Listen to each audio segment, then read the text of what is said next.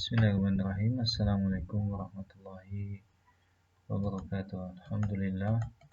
Wassalatu wassalamu ala rasulillah wa ala alihi wa ashabihi wa man sara ala nahjihi ila yaumil qiyamah, amma ba'd.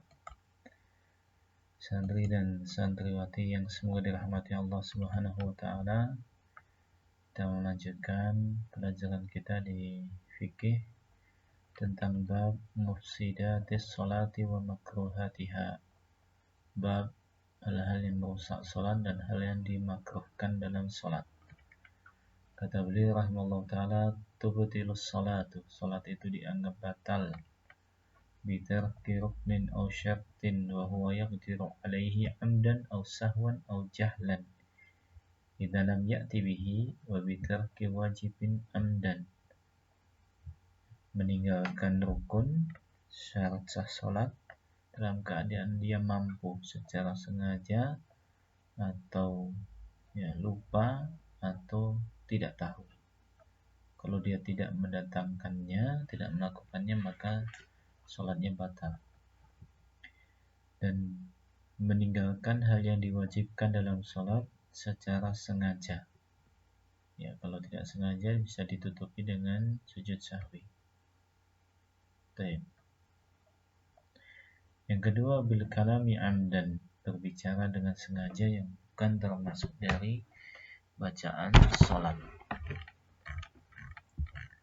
Wabil qahqahati, ya, dengan qahqahah, ya, masuk padanya adalah tertawa, terbahak-bahak, ya.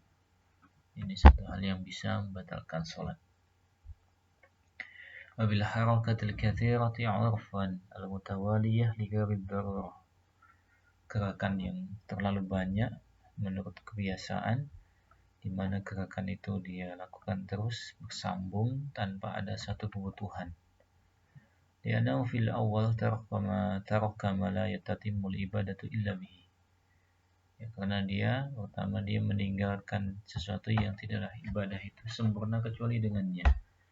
Wabil akhirati fi'lu ma yunha anhu fiha. Ya, di akhirnya dia melakukan apa yang dilarang dalam gerakan sholat. Nah, jadi meninggalkan rukun ini meninggalkan sesuatu yang tidaklah sempurna sholat kecuali dengannya. Yang terakhir ini dia melakukan hal yang dilarang dalam sholat. Jadi ini hal-hal yang membatalkan sholat. Wa yakrah, dan dimakruhkan. Hal yang dimakruhkan dalam sholat, jadi tidak menjadikan sholatnya batal. Al-iltifatu fi sholati, menoleh dalam sholat. Lianna Nabiya sallallahu alaihi wasallam su'ila 'anil iltifat fi sholati faqala huwa ikhtilas yakhtalisuhu syaitan min sholatil 'abdi. Ya, karena Nabi pernah ditanya tentang menoleh dalam sholat, beliau mengatakan itu adalah ikhtilas, ya, bentuk godaan curian yang dilakukan oleh syaitan dari sholat seorang hamba. Wa yakrahul abthu, ya, dan dimakruhkan melakukan hal yang sia-sia dalam sholat, ya, membersihkan kotoran di kukunya, misalnya di kuku tangannya, atau membunyikan, ya, jari jemarinya, ya. Wadul yad 'alal khasirah. Nah, di sini disebutkan oleh beliau meletakkan, ya, tangan di atas, ya, bagian bawah pusar, ya. Ini makruh. Wa tashbikul asabi', mengumpulkan jari jemarinya, yakni jari kanan dengan jari kanan dan kiri itu digabungkan, ya. Wa farqa'atuha, ya, atau apa, meregangkan jari jemarinya, ya, meregangkan jari jemarinya. Wa yajlisa fiha muq'iyyan ka'iqa'il kalbi, duduk iqa', yakni dia duduk seperti derungnya anjing. Ini juga tidak dibolehkan, di mana kaki dihamparkan kanan kiri kemudian duduk di atas pantatnya. Baik, wa yastaqbila ma yalhihi, menghadap kepada sesuatu yang menjadikan dia lalai dari salatnya.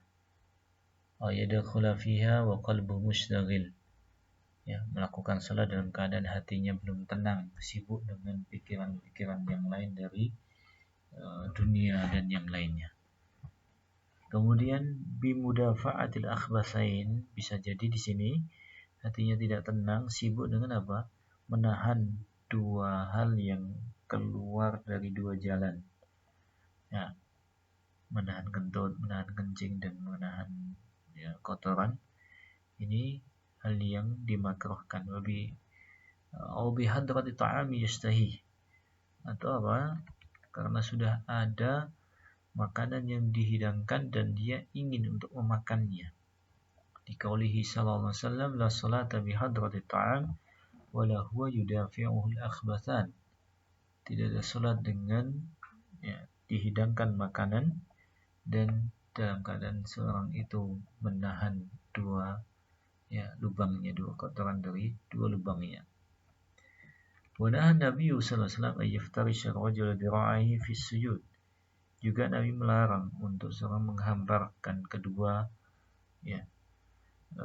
sikunya di lantai di tempat sujudnya. Jadi letakkan dari ujung tangan sampai sikunya diletakkan di lantai. Ini satu hal yang dilarang oleh Rasulullah sallallahu alaihi wasallam.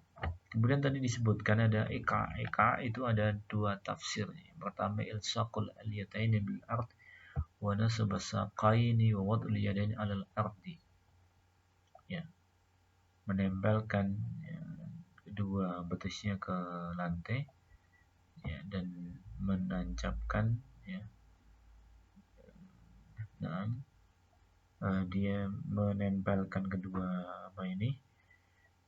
lutut pantatnya ke tanah dan menegakkan kedua betisnya dan meletakkan kedua tangan di atas tanah. Ini makruh menurut mayoritas ulama. Bahkan di kalangan ulama Malikiyah itu haram, tetapi tidak membatalkan salat. Yang kedua, seorang meletakkan kedua pantatnya di akibaihi, di sebelahnya, wa yada'u yadayhi 'alal ard, dan meletakkan kedua tangannya di tanah. Dan ini makruh menurut jumhur para ulama. Tetapi Syafi'iyah menganggap ini satu hal yang sunnah ketika di antara dua sujud. Jadi ujung-ujung kakinya ditancapkan di belakang gitu, atau digunakan untuk duduk kedua telapak tangannya, telapak kakinya. Ini yang disebut makruh di kalangan jumhur ulama. Baik. Jadi ini pembahasan hal yang dimakruhkan dalam sholat. Insyaallah ta'ala di pertemuan yang akan datang kita akan masuk di pembahasan bab sholat tatawwu. Subhanakallahumma wa bihamdika asyhadu an la ilaha illa anta astaghfiruka wa atubu ilaik. Wassalamualaikum warahmatullahi wabarakatuh.